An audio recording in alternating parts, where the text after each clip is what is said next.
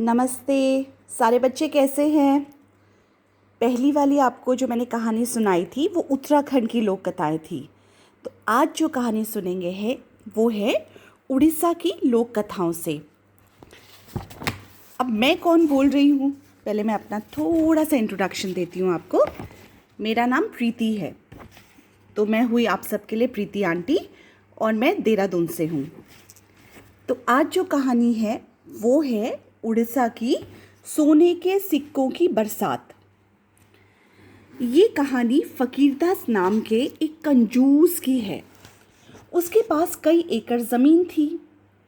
खेती करने के लिए फकीरदास ने कई मज़दूरों को रखा हुआ था।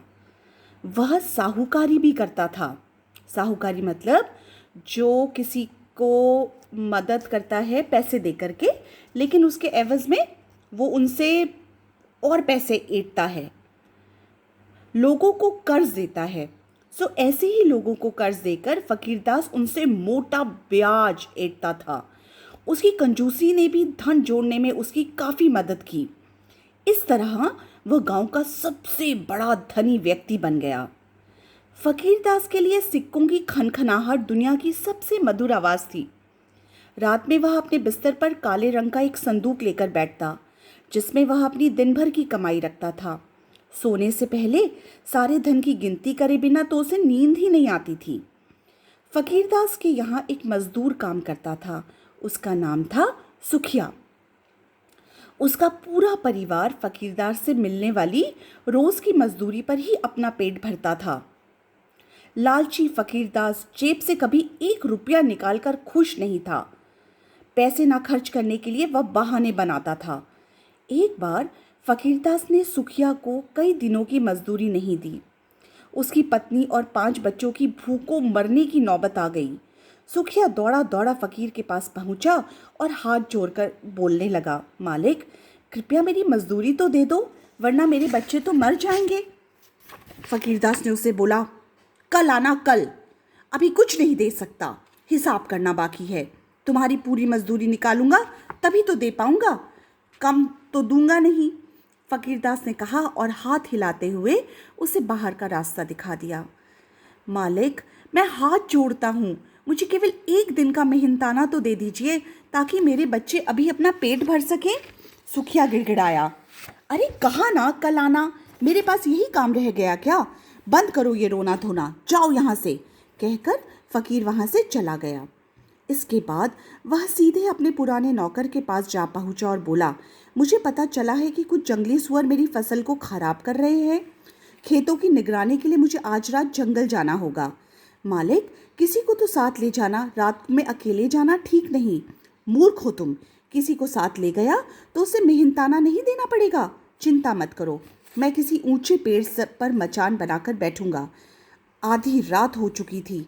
फकीरदास बरगद के पेड़ पर बनाई हुई मचान पता है ना आपको, कि पेड़ के ऊपर एक चबूतरा जैसा बना देते हैं लकड़ी का, तो उसे मचान बोलते हैं। तो वो अपनी बनाई हुई मचान पर रात को बैठा था। खूब अंधेरा था और तरह तरह के जानवरों की आवाज़ें आ रही थी। फकीर ने देखा कि बरगद के पेड़ के नीचे एक और अचानक हल्का सा प्रकाश बिखरने लगा। उस रोशनी में ना जाने कहाँ से एक भगवान जैसी आभा बनने लगी।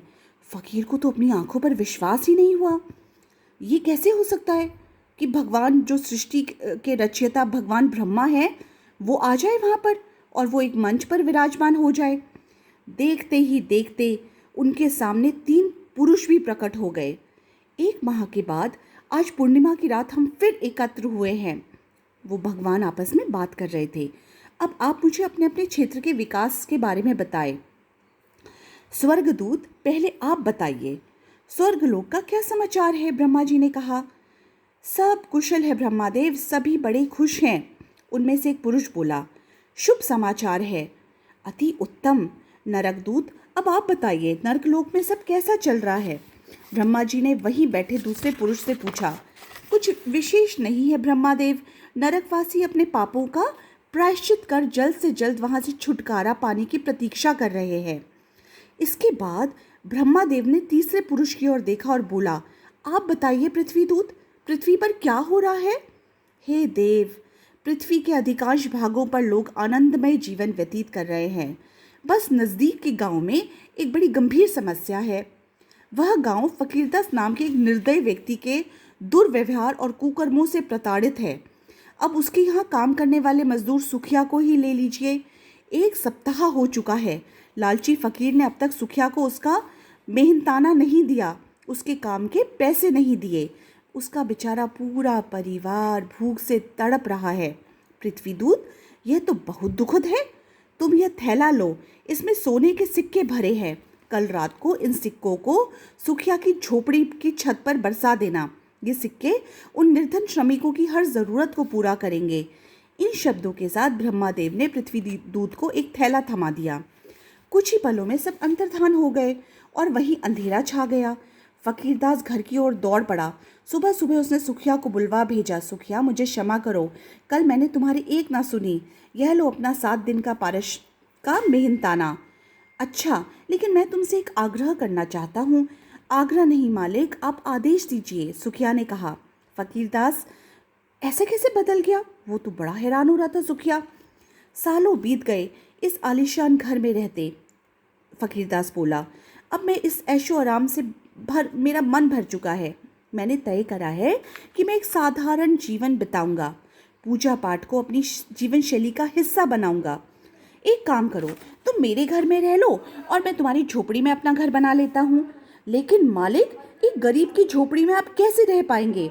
मेरी चिंता मत करो भाई, प्रभु नाम भजूंगा और रह लूँगा। बेचारा सुखिया मालिक से कुछ कह ना सका। कुछ ही देर में फकीरदास सुखिया के घर पहुंच गया और सुखिया अपने परिवार को लेकर फकीरदास के शानदार मकान में। फकीरदास बड़ी बेसब्री से रात का इंतजार करने लगा। पृथ्वीदूत की प्रतीक्षा किए बिना फकीरदास झोपड़ी की छत पर चढ़ गया और उसने छप्पर में एक बड़ा सा छेद कर दिया। अब पृथ्वीदूत को सिक्के गिराने में परेशानी नहीं होगी, उसने सोचा। कितना चालाक था वो। समय बीतता गया। सुबह हो गई, लेकिन ब्रह्मा जी के दूत या सोने के सिक्कों की तो कोई खबर ही नहीं थी। पृथ्वीदूत व्यस्त होंगे। सभी धरतीवासियों का दायित्व सिर्फ उन पर जो है। हो सकता है सुखिया के लिए वह समय ना निकाल पाए, फकीर ने सोचा। फकीरदास हर रात पृथ्वीदूत का इंतजार करने लगा। उसे उम्मीद थी कि झोपड़ी में एक ना एक दिन सोने के सिक्कों की बरसात जरूर होगी और वह सबसे धनवान बनेगा। ऐसे करते करते अगली पूर्णिमा आ गई। देवताओं की बातचीत सुनने फकीरदास दोबारा जाकर उसी मचान पर बैठ गया।